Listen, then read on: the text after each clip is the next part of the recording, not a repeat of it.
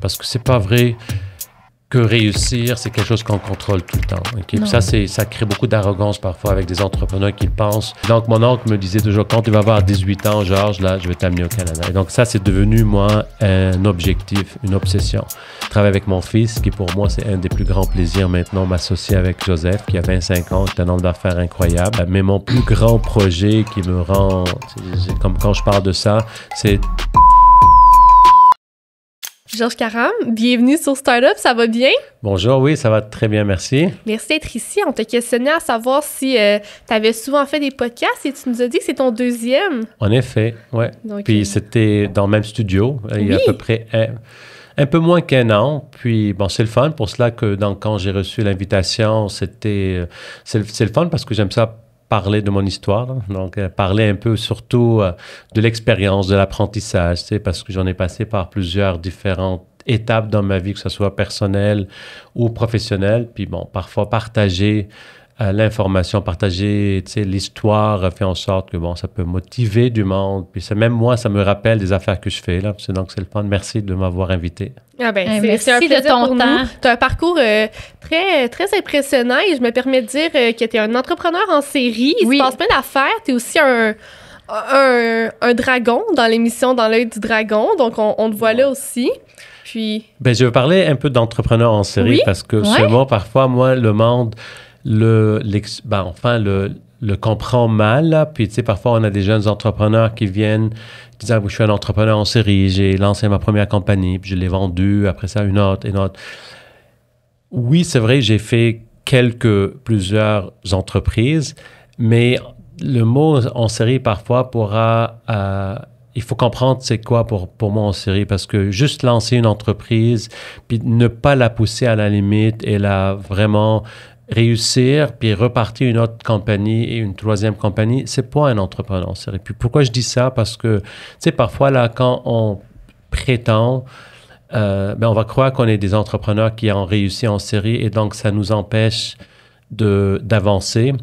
Pour moi, je dis toujours, un des secrets de mon succès, c'est mon insécurité. Tu sais, donc, je ne dis jamais que j'ai réussi, parce que quand tu dis que tu as réussi puis que tu es un entrepreneur en série, mais ça crée la complaisance dans le business. Puis on pense puis le monde commence à nous féliciter pour nos accomplissements.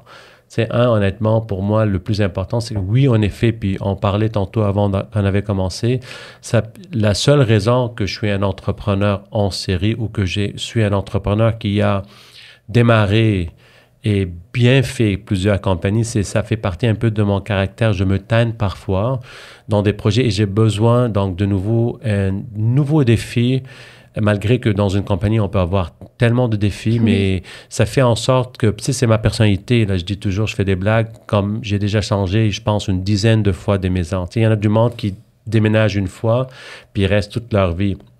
Moi, je dis, j'arrive même pas, j'ai pas le temps de faire peinturer la maison, elle est toujours propre. Je déménage avant que c'est sale.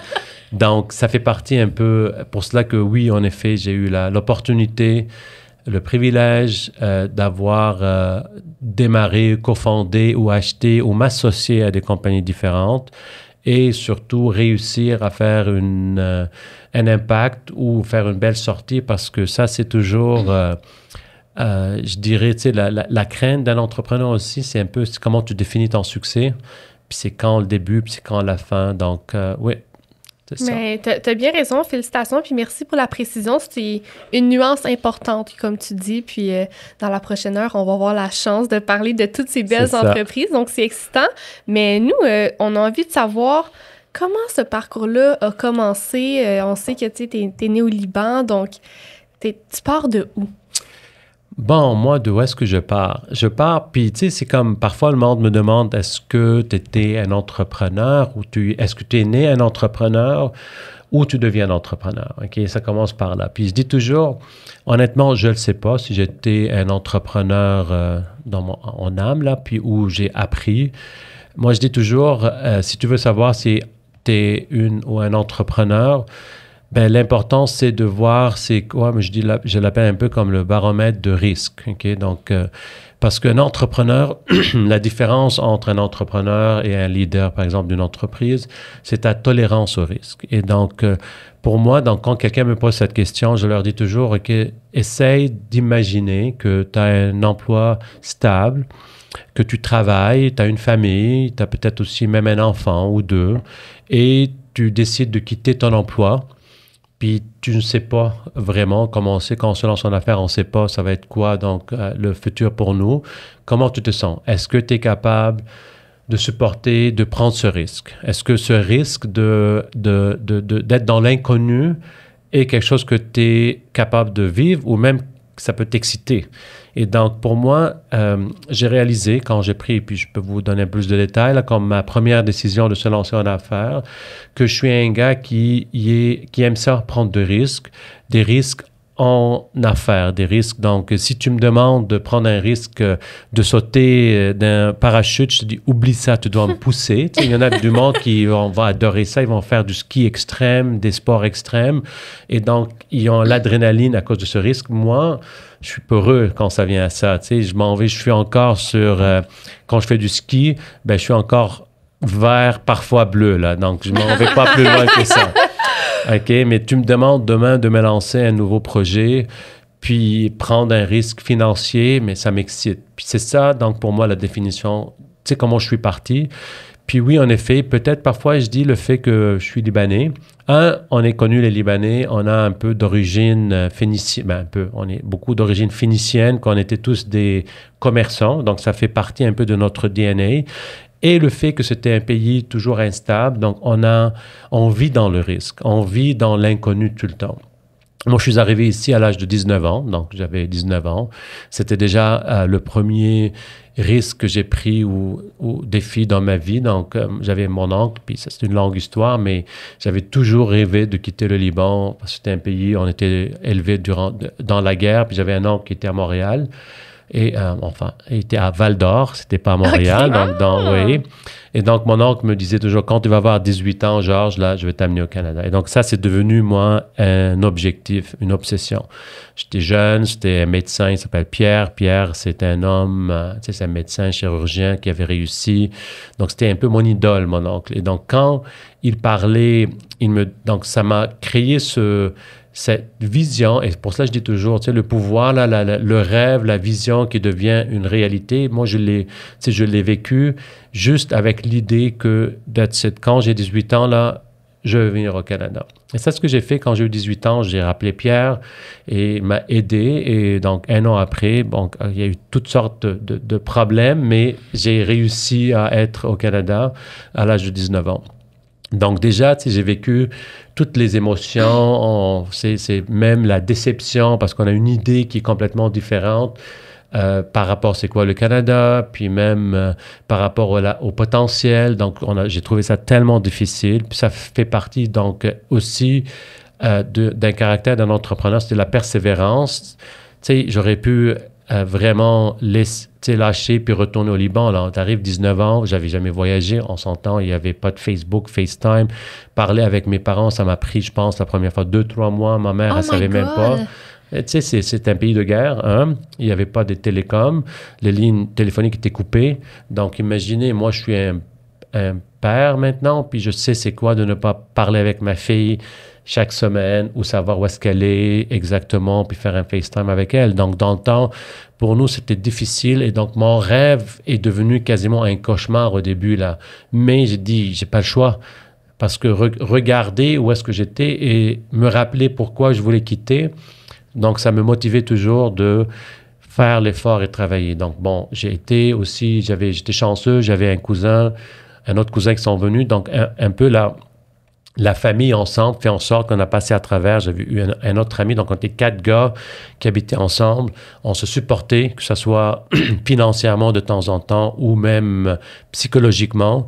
Donc j'ai passé à travers mon université. J'ai fini par avoir un bac en informatique avec plein de dettes. J'étais pauvre. Je le dis toujours parfois que, bon, ça aussi c'était la résilience de passer à travers. Mais toujours, je me disais, je suis chanceux parce que j'ai eu cette opportunité de quitter le Liban et avoir donc une chance à réussir. Parce que c'est pas vrai que réussir, c'est quelque chose qu'on contrôle tout le temps. Okay? Puis ça crée beaucoup d'arrogance parfois avec des entrepreneurs qui pensent qu'il y a une recette. Moi, je dis toujours, il y a des ingrédients pour la réussite, mais il n'y a pas une recette. Parce que parfois, tu vas appliquer ces ingrédients, puis ça ne donne pas des résultats.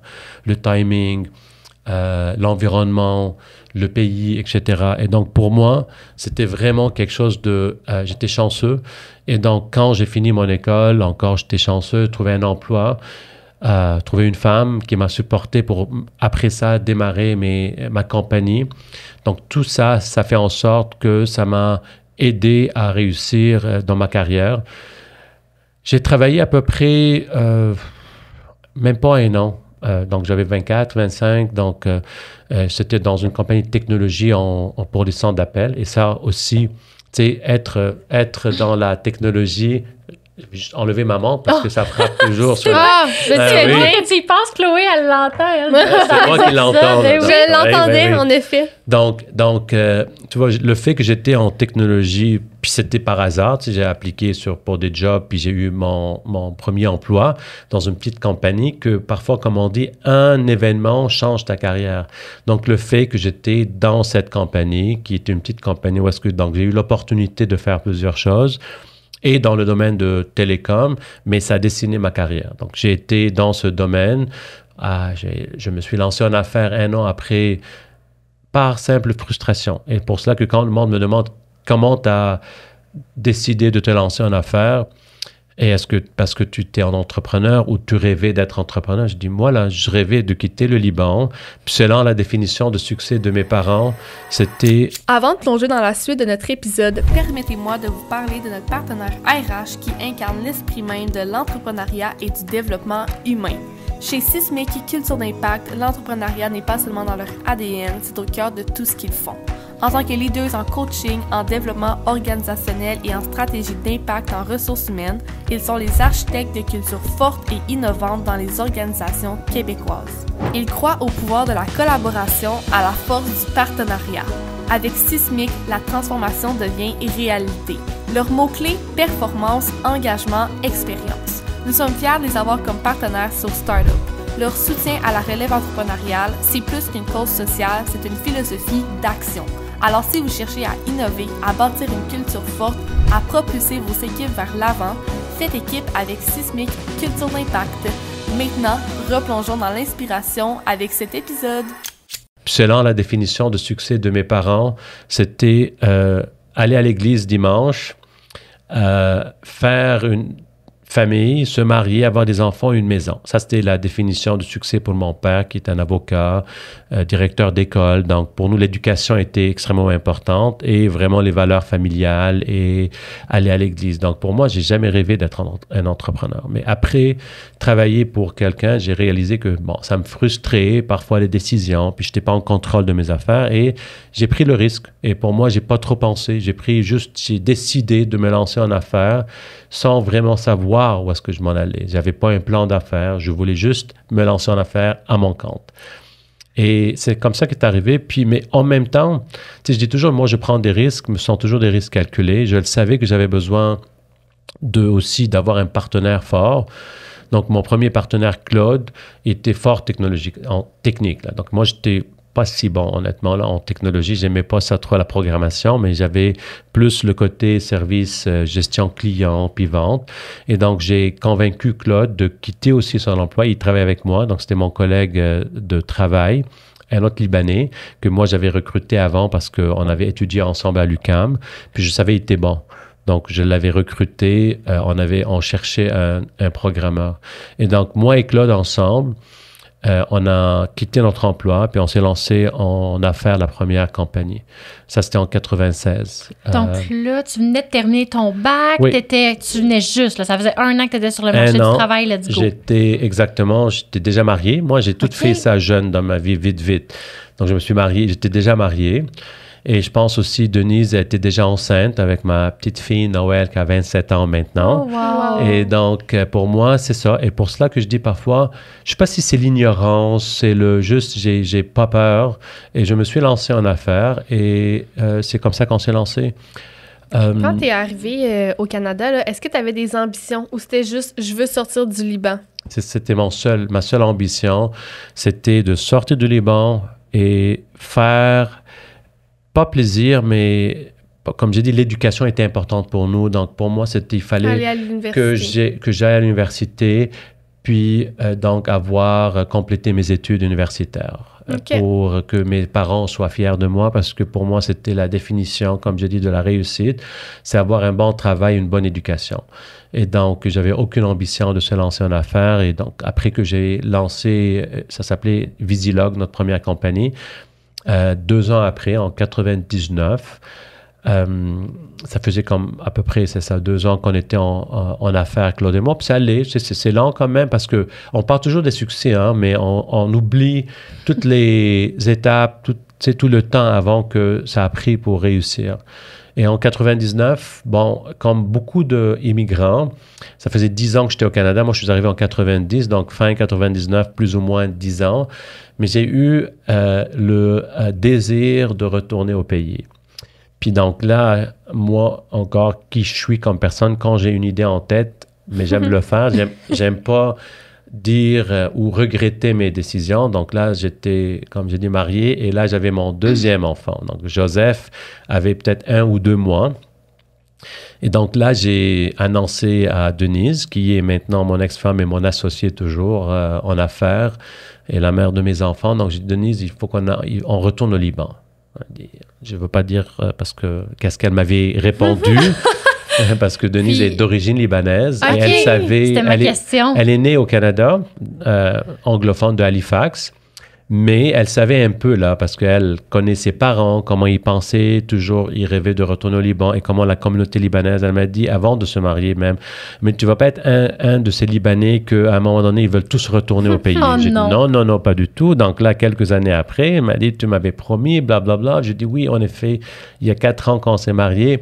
J'avais vraiment pas l'intention. Maintenant, je me sens que j'ai envie de retourner ma famille, mes racines, mais j'ai promis, j'ai dit, si on n'arrive pas à avoir une belle vie, un futur pour nous, pour nos enfants, on retourne au Canada. Et donc ça, c'est pour moi aussi un autre trait d'un entrepreneur ou surtout un leader, c'est que prendre des décisions, c'est important. Parfois, on va prendre des mauvaises décisions, mais le plus important, c'est reconnaître notre erreur puis l'admettre. Tu sais, la vulnérabilité en business, on dit, gérée par la vulnérabilité, Getting Naked. Il y a un bon livre sur ça qui parle c'est l'importance de prendre des décisions puis reconnaître nos erreurs. Donc, on est parti au Liban. Évidemment, Denise n'était pas très contente, mais ça a pris 5 mois. 5 mois, là, j'ai réalisé que c'était une erreur que j'ai faite. Donc, encore, tout de suite, sans hésitation, j'ai rappelé Denise. J'étais au bureau. J'avais ouvert une autre compagnie au Liban. OK. Et là, je le voyais. Je dis, OK, oubliez ça. Qu'est-ce que je fais au Liban? J'adore le Liban. C'est toujours mon pays natal. Je vais chaque année maintenant. Mais dans le temps, j'ai dit, je ne veux pas donner à mes enfants le même problème que moi. J'avais un peu cette double identité, puis toujours être déchiré entre 2 pays. Donc, j'ai dit, je ne veux pas élever mes enfants au Liban, puis à un moment donné avec cette instabilité. Donc, on est retourné rapidement, fin 99, début 2000. Et ça, il fallait que de nouveau, moi, trouver une autre opportunité. Donc là, j'ai trouvé un emploi. C'est là où est-ce que j'ai rencontré François, donc que je connaissais François avant dans un autre emploi. Et François et moi, après quelques mois, parce que là, il fallait que je travaille dans la compagnie, où est-ce que François aussi était un employé. On a travaillé ensemble quelques mois. Puis là, on était tannés les deux, de nouveau. Puis là, j'ai dit à François, mais pourquoi on ne se lance pas en affaires? Il dit, oui, moi aussi, je pense à ça. Et là, en septembre 2000, François Lambert et moi, on s'est lancés en affaires. Et on a démarré notre première compagnie ensemble, cofondée Ahiva en septembre 2000. Wow. Et là, je le mentionne pour ceux qui nous écoutent, on a reçu François Lambert il y a quelques semaines. Donc, si jamais il y a des auditeurs qui n'ont pas encore écouté l'épisode, ben, je vous invite à aller voir. Vous saurez de qui on parle. Alors là, François et toi, vous lancez votre première entreprise. Qu'est-ce que c'est? Qu'est-ce que vous faites? Mais c'était une compagnie en technologie dans le domaine des centres d'appel. Puis encore là, c'est ça, je dis toujours maintenant, pour cela, quand je parle de la réussite, que le timing est un élément important. On avait une idée incroyable. Là, on l'appelle du AI maintenant, mais nous, il y a 24 ans, on avait lancé notre projet, qui s'appelait Smart Coach, qui était un produit qui était supposé donc de faire de l'écoute sur les conversations dans les centres d'appel, donc parce que les appels sont enregistrés, puis donc améliorer la qualité des conversations dans un centre d'appel basé sur l'écoute, puis donc un scoring des conversations et donc permettre aux superviseurs dans un centre de qualité de coacher basé un peu sur, disons, sur les conversations qu'on avait écoutées pour améliorer la qualité. Donc, en tout cas, tout ça pour dire que le timing n'était pas parfait. C'était l'année 2000. L'année 2000, c'était la crash de donc tout ce qui est technologique après l'an 2000. Et deuxièmement, la technologie, l'idée était super bonne, mais la technologie était très chère dans le temps. La technologie IP, comme on la connaît maintenant, n'existait pas. Donc, mettre en place une solution comme le nôtre, c'était très cher et les compagnies ne voyaient pas le potentiel. Mais ça aussi, c'est important. Moi, je dis toujours, un plan d'affaires, c'est important, mais s'adapter, faire des changements de plan, c'est important parce que si on est il faut être persévérant en affaires, mais pas têtu. Et donc, pour nous, rapidement, après quelques mois, on avait réalisé qu'on avait deux choix. Là. Soit on va mourir parce que, donc, on allait fermer, ça ne fonctionne pas, ou on va retourner travailler, on va aller retourner travailler dans une entreprise, puis c'était hors question pour nous. Donc là, il fallait adapter notre modèle, puis là, on avait fait un shift vers la consultation, dans le domaine toujours, pour éventuellement avec le temps, trouver une autre opportunité, un autre produit. Donc, le temps joue un rôle important dans une compagnie. Pour cela, je dis toujours aussi, c'est important, quand on fait un plan d'affaires, s'assurer qu'on est capable de survivre plusieurs années, parce que ça prend 2, 3, 5 ans parfois. Quand on se lance en affaires, mais on n'a pas assez de cash flow pour donner vraiment l'opportunité et la chance, mais c'est très rare qu'on réussisse. Et donc, nous, on a fait un shift vers la consultation, qui nous a aidé à prendre du temps. Et là, on a eu un premier client qui voulait un produit dans le domaine toujours, mais ce n'était pas la même chose. Puis bon, d'une idée à l'autre, en 2003, on a eu une opportunité de lancer complètement un autre business qui est les centres d'appel Atalka, qui étaient les opérations d'un centre d'appel. Puis encore là, c'était la naïveté. On pensait que si on est techniquement, on sait comment gérer un centre d'appel, puis c'est pareil, tout ce qu'on a besoin, c'est embaucher du monde puis le gérer. Mais là, on avait réalisé que la gestion des ressources humaines et la gestion technologique, c'est deux choses complètement différentes. Mais on a appris. Comment ça s'est présenté, l'opportunité de Atelka? Parce que là, vous aviez Arriva. C'est quoi qui est arrivé? Ben, je vois ça aussi. Parfois, le monde me demande notre plan d'affaires de 5 ans, puis tout ça. Puis je dis, encore ça, c'est très important. Je peux vous raconter n'importe quoi, puis dire on avait fait une planification stratégique, puis on avait fait une étude de marché, puis on avait décidé que démarrer un centre d'appel, c'était très intéressant, malgré que tout le monde se moquait de nous, parce qu'en 2003, ben, il y avait une trend, tous les centres d'appel quitter le Canada ou le Québec, partaient vers le Maroc pour le français, ou vers l'Inde pour l'anglais, parce que tout le monde voulait économiser sur les ressources. Et donc, nous, c'était vraiment une conversation d'un client parce qu'on était chez Fido, là, on peut le dire maintenant, puis Fido, on faisait, nous, la consultation pour leur système technologique. Donc, François était chez le client. Puis là, il entendait une conversation entre deux directeurs qui n'étaient pas satisfaits du service, donc du outsourcing, c'est ce qu'on faisait, un de leurs fournisseurs. Parce que, bon, les compagnies de télécom, ou toutes les grandes compagnies, ils ont leur propre centre d'appel, mais ils utilisent toujours d'une tierce partie pour gérer un peu cette fluctuation du niveau d'appel durant l'année. Tu sais, donc, dans un centre d'appel, tu en as des périodes que c'est beaucoup plus occupé. Et donc, nous, on discute, on dit, mais ça va un peu à l'encontre d'un modèle d'outsourcing. En général, tu es supposé être là pour offrir à ton client cette flexibilité. Puis là, les outsourcers ne voulaient pas. Donc là, on dit, on a une opportunité. On a contacté le directeur parce qu'on le connaissait, puis on lui a dit, mais nous, on aimerait lancer un centre d'appel. Il nous a dit, mais faites-moi une offre. On avait fait une offre, Et puis 2 jours après, il m'appelle, il me dit « Georges, j'ai un contrat pour vous pour démarrer le mois de septembre 2003. » Nous, le mois de septembre était un mois chanceux. Là. On avait lancé Ahiva, puis là, c'était Atalka. Puis c'est ma date de naissance en septembre en plus. Wow. Donc là, il nous a dit « J'aimerais que vous commenciez avec 15 agents, 15 employés durant le back to school. » Il l'appelait la campagne pour faire des campagnes de télémarketing pour vendre des cartes prépayées pour les cellulaires. Mais 15 personnes d'un coup, là, c'est de l'apprentissage en tabarouette, là. Ben, non, mais tu connais pas l'histoire, là, parce que c'est beau de dire 15 personnes, mais il faut les embaucher, hein? Mais aussi, il faut les héberger. Nous, on n'avait pas de bureau, on n'avait rien. Donc là, nous, bon, on a une opportunité. Le client nous dit, je veux que vous commenciez dans 1 semaine avec 15 employés. Moi, clairement, j'ai dit oui au début. François m'appelle et me dit, t'es-tu fou? Qu'est-ce que tu veux qu'on fasse? On n'a pas je veux te rappeler, Georges, qu'on n'a pas de centre d'appel encore. Puis là, en discutant avec François, il me dit, j'ai une idée. Parce que nous, on savait que le client a de l'espace chez lui. Tu sais, il y a le problème des clients comme Fido, d'autres, il y a quelques années. Donc, c'était pas l'espace physique pour héberger 15 employés. C'était pour les recruter pour une courte période. Parce qu'en général, les compagnies comme Bell, Fido, etc., veulent pas embaucher pour une période puis laisser aller les employés. Ça fait pas partie de leur modèle d'affaires. Et pour cela, ils donnent du travail pour des centres d'appel. Donc, nous, on a fait une contre-offre aux clients. Puis, on a été voir John. Il s'appelait John. Il s'appelle toujours John. Merci, John. Tu m'écoutes. Et on a fait une contre-offre. On a dit, John, on a une contre-offre pour toi.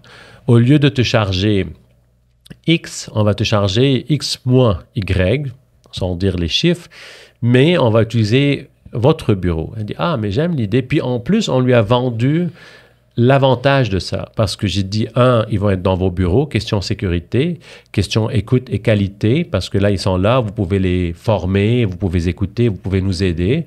Et pour nous, donc, c'était parfait. On n'avait aucun investissement à faire d'acheter des bureaux et tout ça. On n'avait même pas de bureau, puis c'était impossible. Il a dit, oui, j'adore l'idée. Donc là, il me dit, parfait. Donc là, moi, dans 1 semaine, job boom, 15 employés, je les embauche. Puis, tu sais, heureusement, le marché est un peu plus facile que maintenant. On embauche 15 employés. On s'en va chez Fido à leur bureau lundi matin et on commence la formation de ces employés. Et c'est comme ça qu'on a lancé Atalka. Le modèle était tellement avantageux pour nous et pour le client qu'il a arrêté de travailler avec les autres partenaires et fournisseurs. Et je me rappelle bien, là, le mois de septembre, on avait commencé avec ces 15 employés le mois de mars. Donc, 6-7 mois après, on avait plus que 200 employés. C'était vite, c'était incroyable. Alors, vous n'avez pas eu à laisser aller les 15 employés, finalement? Non, c'était vraiment incroyable. Je me rappelle, là, jusqu'à mois de mars, je faisais la paye dans un fichier Excel, parce que là, on n'avait même pas le temps de faire des systèmes. Donc là, je me suis fait un fichier Excel avec toutes les formules du gouvernement, puis là, les noms des employés, puis le login, logout pour calculer le nombre d'heures. J'avais embauché une amie, c'est la femme d'un de mes amis qui venait de finir son bac en comptabilité. Et puis, donc, Mariana, et pour m'assurer qu'on n'avait pas des erreurs dans les calculs, parce que tout est manuel, j'avais fait plusieurs comme double-check, comme on dit en Excel, parce que moi, c'est de nature, tu sais, si quelqu'un est chez moi puis il quitte, je rentre de nouveau m'assurer que tout est fermé, donc c'est ma nature. Donc là, j'avais fait des formules avec Excel, et si ça ne me balance pas, tu sais, j'avais fait une petite formule, puis ça écrivait « good girl » ou « bad girl ». Et donc là, Mariana, quand ça ne balançait pas, puis on parle de quelques sous, là, elle rentrait dans mon bureau, puis elle dit « Je ne veux pas être un bad girl. » C'était tellement drôle, là, mais c'est comme ça qu'on avait commencé. Puis écoute, en 2012, quand on avait vendu à Atalka, on avait 3000 employés, on avait des bureaux partout, on avait plusieurs clients. Puis c'est énorme, 3000 employés. C'était... Et tout ça, c'était parce qu'on avait écouté une conversation téléphonique, puis on était opportuniste. C'est fou, ça. Il faut savoir saisir l'opportunité. Oui, exactement. Timing is everything. Timing, saisir l'opportunité, prendre un risque, ça fait partie un peu des ingrédients que je parlais de la réussite. Wow. Puis à Atalka, en fait, vous l'avez vu de 2003 à 2012, comme tu viens de dire. Ouais. Puis en parallèle, qu'est-ce qui se passait avec Ahiva? Mais Ahiva, c'est ça, parce que même Ahiva, qui était qui était une compagnie qui faisait la consultation. Entre-temps, on avait mis à côté ce premier produit, le Smart Coach, qu'on avait comme oublié. Mais le fait qu'on devait retourner dans nos bureaux parce que, bon, on avait commencé dans les bureaux de Fido, puis après, on a eu plusieurs clients. Il fallait qu'on ait nos propres bureaux. Il fallait qu'on ait notre propre technologie. Et donc, on avait réalisé que la technologie des centres d'appel est très chère. Et là, on a dit, mais pourquoi pas on développe nous-mêmes? Et c'est ça, le modèle d'affaires de AIVA a complètement changé de nouveau pour une troisième fois. Et on a commencé à développer notre in-house, comme on appelle, solution technologique pour gérer les appels. Et tout d'un coup, parce qu'on avait utilisé des technologies qui sont avant-gardistes, parce qu'il fallait trouver quelque chose de rapide. Puis François est très bon là-dedans, là. Puis il était toujours, j'avais pas parlé de Claude, mon premier associé qui était avec moi à Visilog, qui est devenu associé de nouveau avec moi et François à AIVA et à Talca. Donc, Claude est vraiment bon aussi en technique. Puis je dis toujours, là, ça fait partie aussi des clés de réussite d'un partenariat, c'est avoir des partenaires complémentaires. Il y avait, moi, François et Claude étaient des partenaires complémentaires. Moi, j'avais le côté gestion des clients et finances dans la compagnie. François, il y avait côté innovation technologique, puis il était bon technologiquement. Et Claude était bon technologiquement, mais c'était pour comme mettre qu'est-ce que François a fait, le faire plus stable et plus beau. Donc, c'était une parfaite combinaison des trois. Evol, c'est plus qu'un financement. Salut, c'est Camille. Comme vous savez, le déménagement de mon entreprise Euphorique est fièrement financé par Evol. Sans l'intervention d'Evol dans ma croissance, je ne sais pas où je serais aujourd'hui. Œuvrant dans les 17 régions du Québec, Evol offre du financement adapté pour les entreprises d'impact. J'ai eu un réel accompagnement personnalisé pour monter mon projet qui se poursuit encore aujourd'hui. Que ce soit pour du financement ou de l'accompagnement, pensez tout d'abord à Evol Financement. De retour à notre épisode. Et donc, on avait commencé à travailler sur ce produit donc de AIVA, là, qui est pour gérer nos technologies, pour gérer nos centres d'appel. Et là, tout d'un coup, on recevait des clients, des prospects qui nous appelaient n'importe où au monde. Ah, on avait entendu que vous développez une solution IP-PBX avec Astérisque, sans rentrer dans trop de détails. Puis c'était un peu la mode parce que c'était sur des blogs que François et Claude parlaient avec d'autres personnes. Ah, on est intéressé à acheter une licence parce qu'on veut utiliser cette technologie dans les centres d'appel. Nous, on disait au début, non, on n'est pas pour vendre, c'est un in-house. Puis là, à un moment donné, c'est comme... Il y avait beaucoup de demandes. Est-ce qu'on est con ou quoi? Là, le monde nous appelle pour... Oui. Et donc, c'est là où est-ce qu'on a de nouveau mis en place une structure. Et AIVA est devenue une compagnie qui développe cette solution qui est encore là après 24 ans. Wow! C'est fou, ça a perduré dans le temps, là, quand même. Ben oui. Mais ce qu'on sent de toi, là, c'est énormément de reconnaissance quand tu parles des choses, quand tu parles de ton histoire.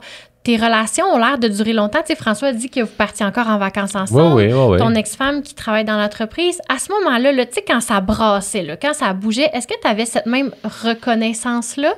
Toujours. Mais pour moi, là, ça fait partie aussi de la richesse d'un partenariat. C'est quand tu as la confiance et le respect. C'est sûr, on passait par des périodes difficiles, François et moi, là. C'est-à-dire, tu peux parler avec François, là. On se chicanait à peu près tous les jours, parfois, lui. Mais on le faisait toujours avec le respect, puis on se faisait confiance. Et donc, c'est drôle parce que au début, quand on avait lancé AIVA, c'était dans mon sous-sol. Et notre bureau, c'était une table de cuisine que j'avais ramassée sur la rue, une petite table vraiment, et donc on avait 2 chaises, et François et moi, on était assis comme ça, face à face. Donc, tu sais, t'imagines la pression, la frustration, parce que, bon, quand ça va pas bien, là, autant que tu essaies. Donc là, les deux, on était tendus toute la journée, on se chicanait. Puis, OK, c'est l'heure de midi, on allait manger, puis comme il y avait pas de chicane. On n'a jamais... parti à la fin de la journée, on se couchait chacun à sa maison, chicané. Donc, ça a toujours été des débats respectueux. Donc, ça a toujours été comme par rapport au travail, c'est jamais été des attaques personnelles. Et c'est comme ça que la relation, que ce soit avec Claude qui est toujours avec nous, que ce soit avec François, que ce soit certainement avec Denise, parce que j'étais reconnaissant pour tout ce qu'elle avait fait et m'a supporté dans ma carrière, que ce soit pour Pierre Raz, que je n'ai pas mentionné encore, que pour moi, on l'appelle un ange financier, mais moi, je l'appelle l'ange parce que c'est lui qui nous avait aidé à se lancer en affaires. Je suis encore là avec lui. Donc oui, le partenariat, c'est important. Puis oui, on passe par des périodes difficiles, mais pour moi, ça a été toujours la force est un des clés de succès, là, un des ingrédients les plus importants pour réussir en affaires, là. Ah, c'est tellement précieux. Tu sais, on dit s'associer, c'est comme un mariage, là, finalement. C'est plus qu'un mariage. C'est plus, en fait. Oui, c'est tellement quelque chose. C'est des gros dossiers. Absolument. Puis j'ai l'impression que, je sais pas qu'est-ce que tu as à dire là-dessus, mais tu sais, je crois que les gens en affaires, souvent, on se lance vite avec quelqu'un avec qui on a l'impression que ça connecte, puis ça peut fonctionner. Puis malheureusement, je pense qu'il y a souvent des situations où ça se revire un peu contre les gens. Toi, tu as l'air d'avoir eu des bons partenaires, mais est-ce que tu penses que ça, c'est une chance ou tu as choisi les bonnes personnes? Ben, moi, je pense que c'est les deux. Ouais. C'est sûr que on a travaillé ensemble. On a travaillé ensemble avant. Donc, quand tu travailles avec quelqu'un, tu connais son caractère. OK? Parce que... puis c'est drôle parce que parfois, tu peux avoir des partenaires que tu connais depuis longtemps à l'extérieur du travail. Et quand tu travailles avec, c'est complètement différent. OK? Et puis parfois, puis moi, j'ai travaillé avec mon meilleur ami.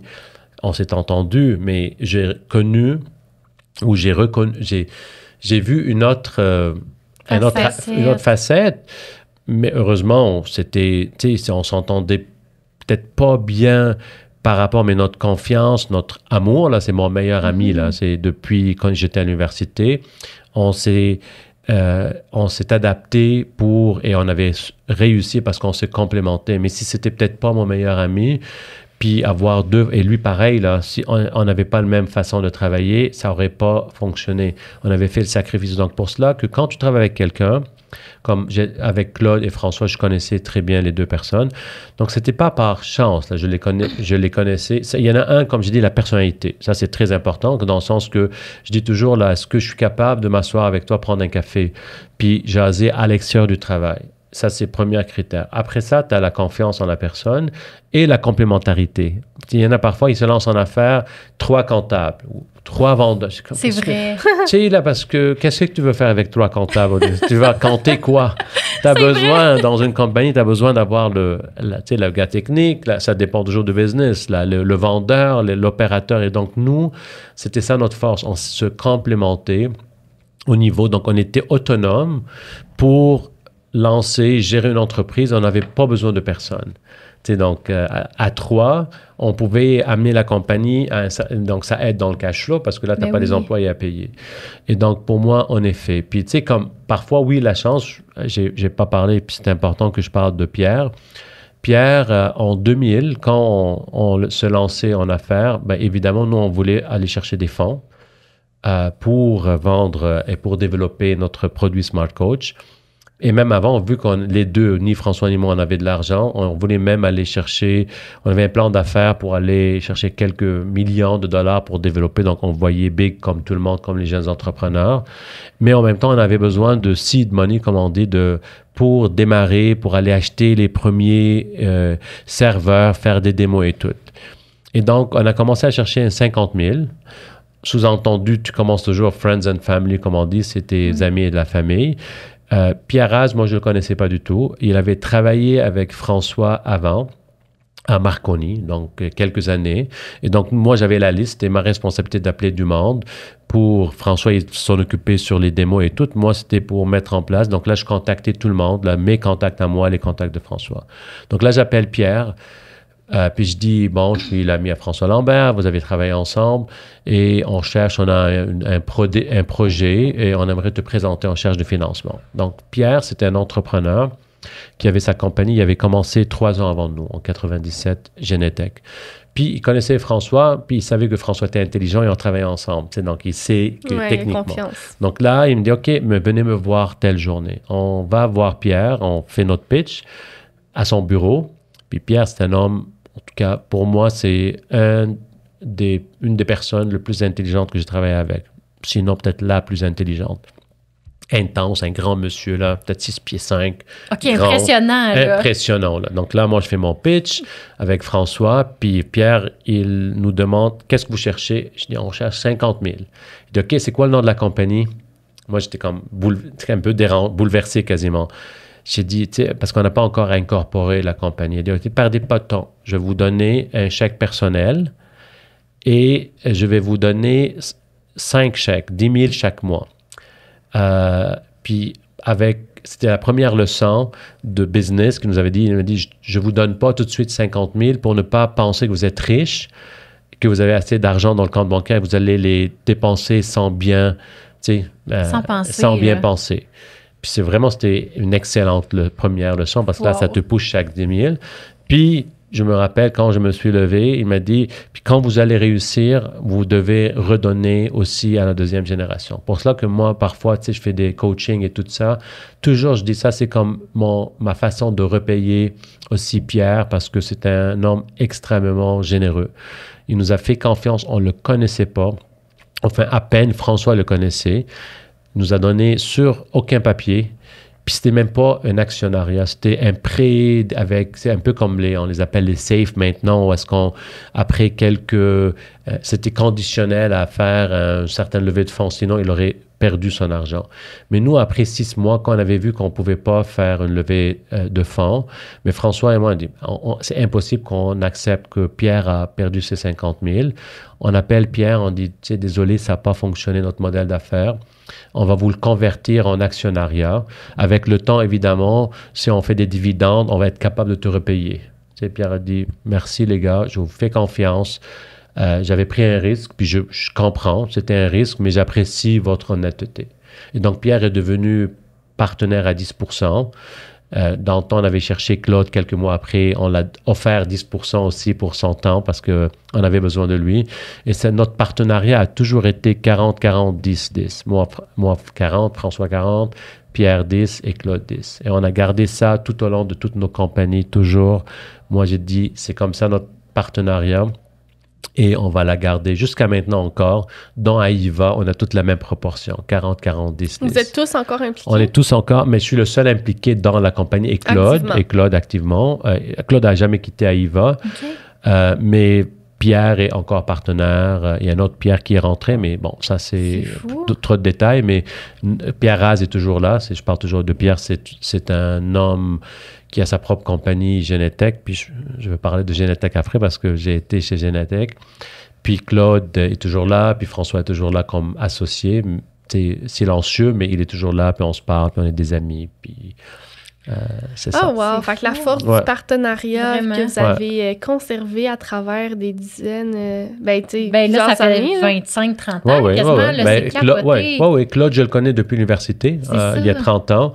François, je le connais depuis 96 ou 17. Ça va faire 30 ans bientôt, là. Je suis vieux, moi, donc ça passe vite. Ouais. C'est fou. Alors tu sais, on connaît le parcours de Atelka, AIVA un peu. Et puis, qu'est-ce qui s'est passé suite à la vente de Atelka? Est-ce que tu t'es replongé dans AIVA Plus? Est-ce que tu étais tanné? Je vous ai dit que ça va prendre plusieurs heures. Parce qu'on est encore en 2012, là. Attends. OK, ouais. 2012, il reste 12 ans encore. Mais on va passer vite. En effet, tu sais, je ne sais pas pourquoi on avait... Parce que le monde, parfois, me demande, est-ce qu'on doit vendre notre compagnie? J'ai une compagnie, ça fait ça, blablabla. J'ai dit, honnêtement, je ne peux jamais te dire si tu dois vendre ta compagnie ou non. Je ne connais pas la réalité. Tu sais, je ne suis pas un consultant pour t'aider là-dedans. Mais je peux te dire une chose, qu'est-ce que tu veux faire après? Parce que moi, à Atelka, ça allait super bien.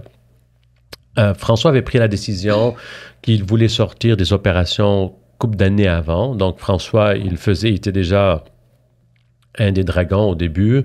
Il focusait un peu, il se concentrait, il voulait bâtir son fin. Puis c'est ce que j'apprécie avec François. Tu sais, parfois, comme quasiment l'envie, c'est comme François, il prend sa décision, là, puis comme, OK, je vais me retirer, puis that's it. Moi, j'ai beaucoup de misère avec ça parce que je veux faire d'autres choses, donc je me finis toujours avec plusieurs projets.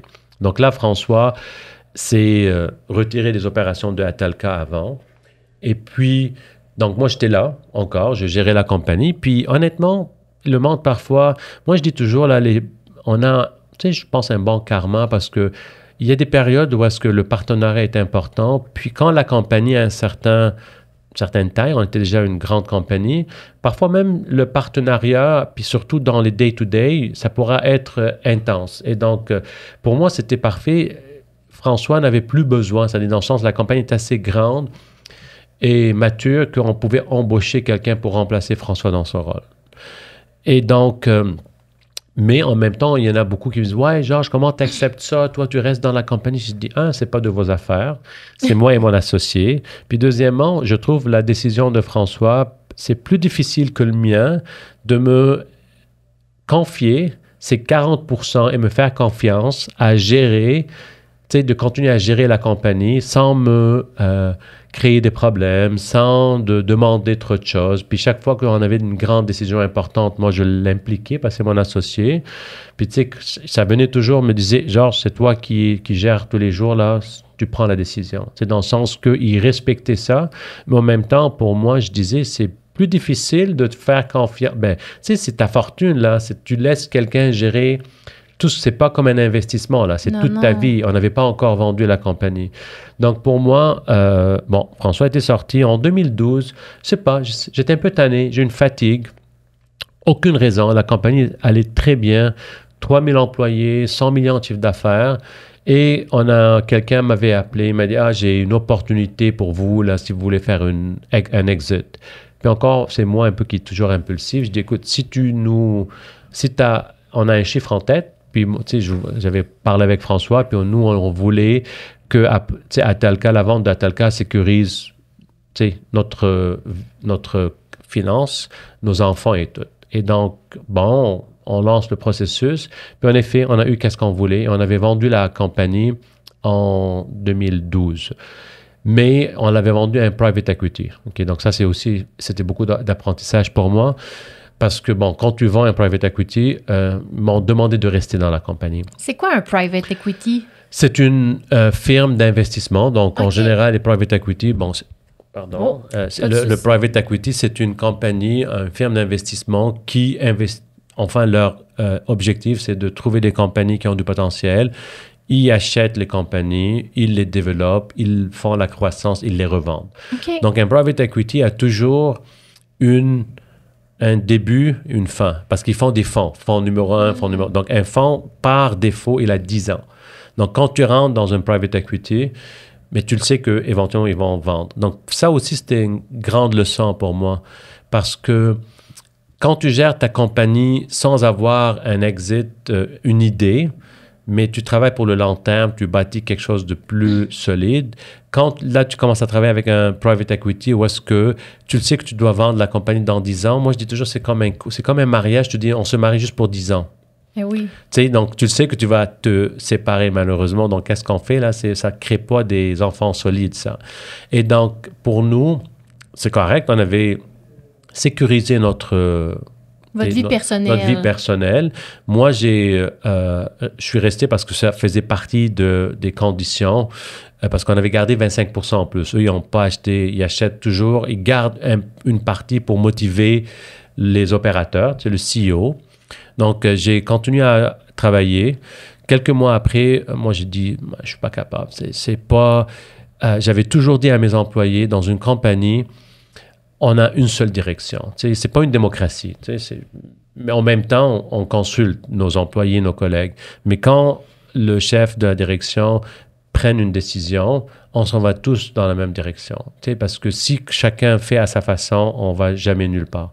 Et donc, moi, j'ai toujours dit ça à mes employés. Puis quand je voyais que ce private equity, il avait sa façon à travailler, que j'étais pas d'accord, il connaissait pas le business des centres d'appel comme moi, donc je le savais que c'était des mauvaises décisions pour le futur de la compagnie. Donc j'ai été leur voir, j'ai dit, nous qu'on avait vendu, on vous a donné les clés, c'est votre compagnie et je respecte vos décisions. Mais moi, je ne suis pas à l'aise ou je suis pas d'accord avec ces décisions.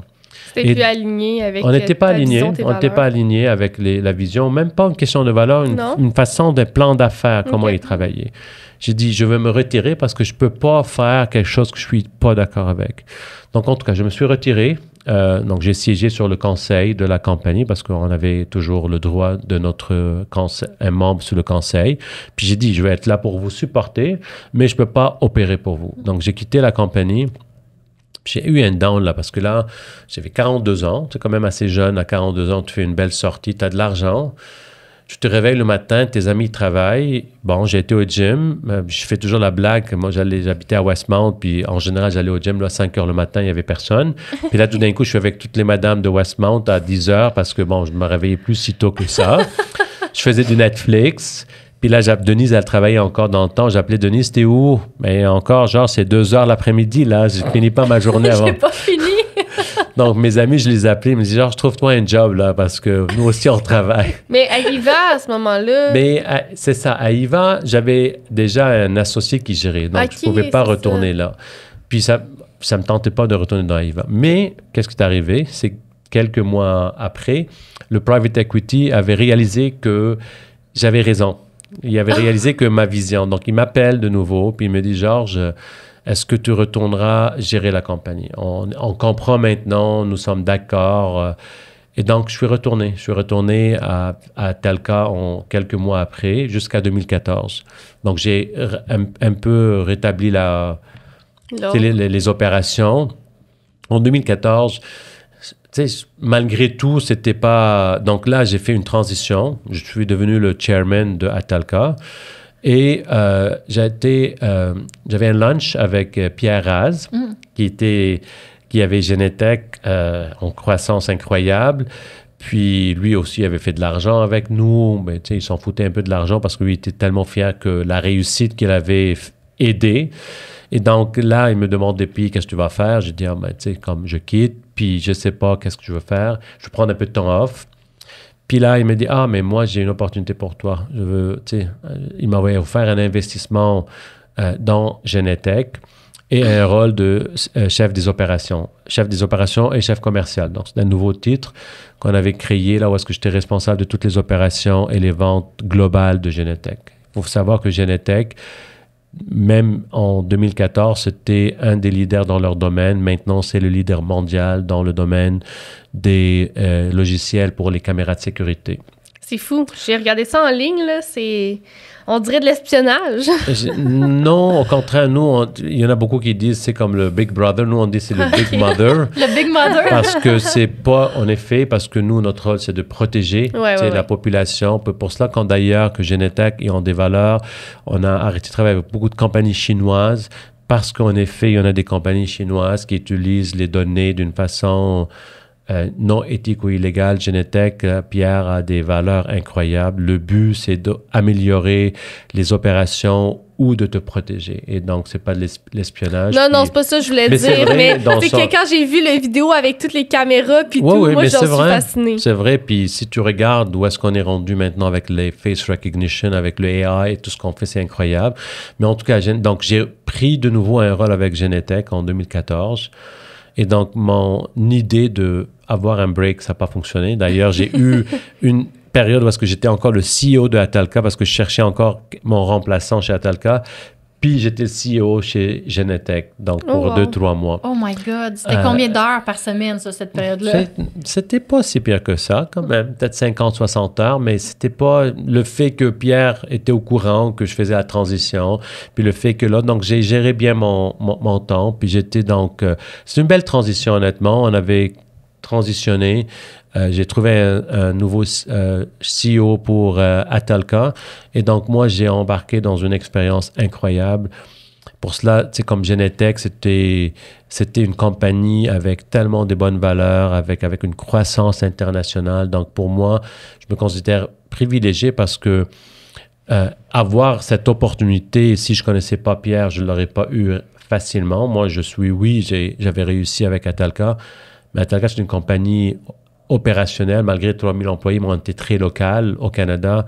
Là, tout d'un coup, je gère une équipe à l'international. J'avais des bureaux partout, en France, à Singapour, à Dubaï. Il y avait combien d'employés à ce moment-là? Peut-être il y avait 500, 600 employés, mais tu sais, c'est qu'il faut savoir que les employés dans un centre d'appel, c'est pas pareil que des employés, des vendeurs, des marketing et tout. Puis c'était un domaine que je connaissais pas, mais j'avais une excellente équipe chez Genetec. Puis ça, c'était aussi pour moi un autre apprentissage quand tu rentres dans une compagnie qui est déjà établie, quoi faire et quoi pas faire. On avait réussi, c'était incroyable. J'ai eu une expérience magnifique. En 2018, 3-4 ans, on avait un premier plan de 3 ans de doubler le chiffre d'affaires, puis encore plus, puis d'améliorer la productivité. J'ai réussi à faire avec l'équipe un travail incroyable avec Genetec. On était sur une croissance incroyable. On doublait chaque 3 ans notre chiffre d'affaires. Puis en 2018, j'ai eu comme le goût, je passais par ma séparation et tout.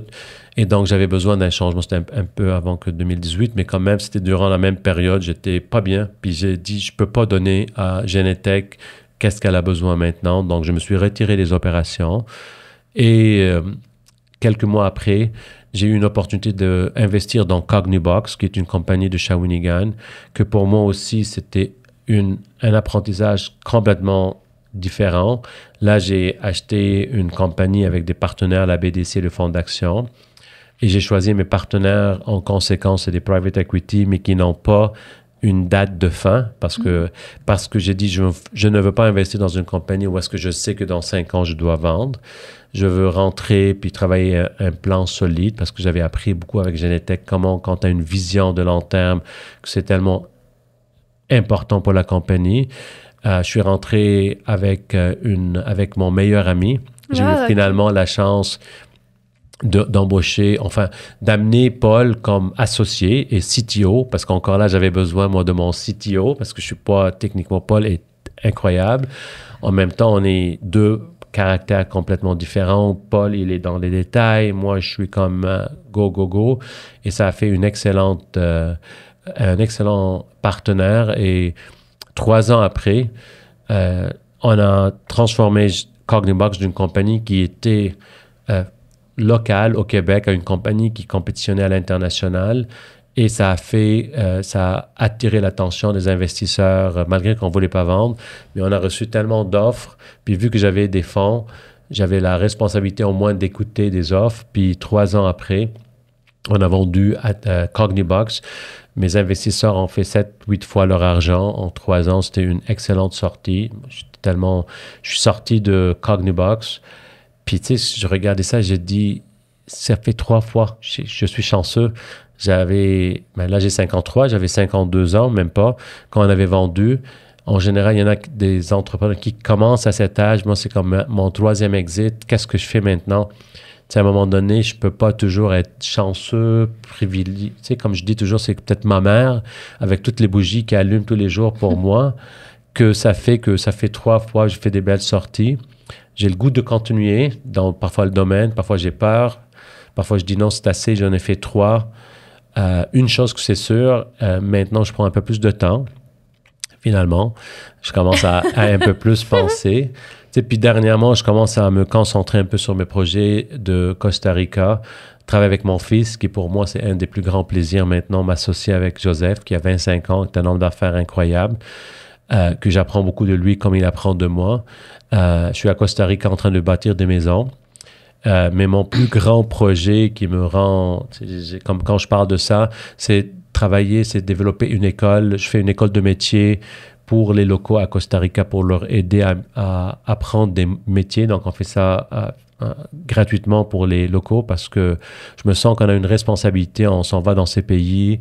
On s'achète des terrains, tout est cher, on crée de l'embourgeoisement là-bas et donc on ne redonne pas. Donc pour moi, c'est un projet qui me rend tellement heureux que d'ailleurs, à un moment donné, je vais même demander, tu sais, pour la supporter, là, j'ai acheté le terrain, là, on travaille les plans de l'école, puis on crée un centre d'éducation pour les métiers, donc pour apprendre à être des ébénistes, des plombiers, des cuisiniers, toutes ces affaires à Costa Rica où est-ce que je me suis installé. Pour moi, c'est comme un peu comment je peux passer dans ma carrière j'avais lu un livre par rapport à ça qui parle de From Success to Significance. Donc, tu sais, comme dans ta vie, je peux pas arrêter, je le sais, mais comment je peux changer un peu ma carrière, de passer un peu juste de focuser sur le succès d'un point de vue d'argent et des KPI et tout, à quelque chose qui peut être plus significant dans ma vie et dans la vie des autres. Donc, c'est là où est-ce que je suis dans ma carrière. Mais wow! Tout qu'un parcours, pardon, puis tu sais, t'as pas mal beaucoup œuvré dans la technologie, ce qui est vraiment intéressant. Puis François, quand on l'a reçu, il avait un discours très similaire, là, puis c'est le fun... C'était le fun de voir à quel point il était encore à l'affût de toutes les tendances technologiques et tout, là, au début. En tout cas, on était bien impressionnés. Oui. Tu le dis, en ce moment, t'es en transition vers, justement, significance, puis redonner, puis tout ça. Puis ça repart il y a 24 ans, quand ton associé t'a dit « Vous devrez redonner toute votre vie », tu sais. Mais, tu sais, NSA, en effet. Puis moi, je pense que l'être humain, là, puis peut-être c'est peut-être pas tout le monde, mais en même temps, je dis toujours, tu sais, redonner, là, c'est le feeling qui te rend le plus heureux. Quand tu donnes, quand tu fais du bien avec quelqu'un, quand tu aides quelqu'un sur la rue, mais ce sont des sentiments. Puis pour moi, je voulais redonner.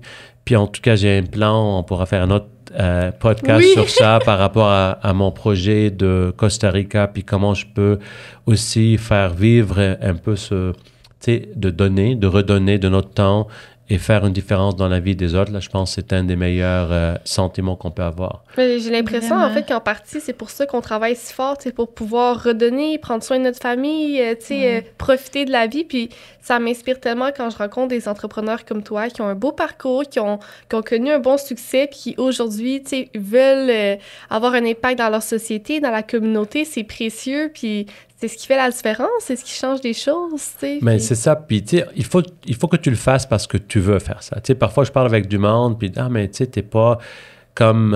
c'est bien, tu fais ça pour les autres. » Je dis honnêtement, non, moi, je suis tellement selfish, je le fais pour moi. Tu sais, parce que oui, c'est bien un mot, je pense, c'est comment on dit en anglais, c'est altruism, c'est donc... Oui, l'altruisme. Oui, c'est comme dans le sens que moi, je le fais pas pour les autres, parce que si je veux faire pour les autres, je vais me fatiguer. Parce que si tu les fais pour les autres et tu t'attends un retour, un merci ou whatever, tu vas être, à un moment donné, tu ne peux pas faire quelque chose pour les autres. Moi, je dis, je suis un des gars qui est le plus selfish, là, que j'aime faire les choses pour moi. Tu sais, je m'en occupe de moi-même. Et moi, redonner, faire du bien, mais me fait du bien à moi. Et donc, ça, c'est très important. Là, tu sais, je ne le fais pas par obligation ou que je dois redonner. Je le fais parce que je veux redonner. Mais c'est vraiment bien. C'est tant mieux, hein? C'est une belle chose, c'est une belle valeur. Puis tu dirais que c'est quoi ta plus grande leçon à travers toutes tes années en affaires? Ah, de jamais dire non, parce que... Non, jamais dire non, c'est controversé, mais dans le sens ça. que... Oui, mais je veux juste me corriger, parce que non, j'apprends. Dans le sens que garder toujours un esprit ouvert, puis jamais que tu sais pas où est-ce que la vie t'amène, OK? Parce que la première fois, quand j'ai vendu ma compagnie, j'ai dit « That's it, je veux plus faire ça. » J'étais à l'opportunité. Donc, avoir l'esprit ouvert, puis tu sais, pour moi, ça, c'est... Puis la leçon que tu ne contrôles pas ton destin, OK? Et donc, ne deviens pas arrogant avec ta réussite parce que, tu sais, je le dis souvent, j'essaie maintenant pour moi, c'est de montrer aussi à mes enfants que on peut contrôler nos actions, mais on ne peut pas contrôler les résultats.